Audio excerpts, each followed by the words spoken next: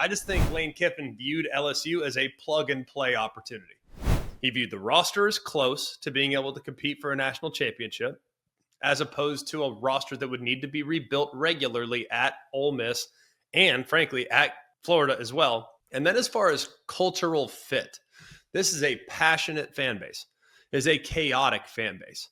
And I think the energy that Lane Kiffin experiences, I think he thrives on that energy, on that intensity.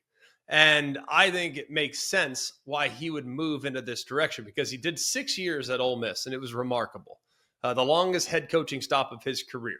Like I referenced, they won a ton of games. They had 4 10-win seasons overall. That's tied with Johnny Vaught for the most by a head coach in Ole Miss history.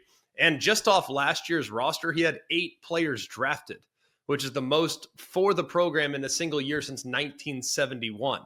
And that was the year that Arch Manning came out too. And I think Lane Kiffin will fully embrace the heel role now taken over in Baton Rouge. He will become public enemy number 1 in Oxford. You thought Dan Mullen or maybe Tommy Tuberville was that guy? No more. He might be in the pantheon of Mississippi sports villains after this move. So massive move, but I think handled the best possible way by Ole Miss in the near term. And I think for Lane Kiffin, it makes sense for him to take this job because it is one of the greatest jobs in the entire country.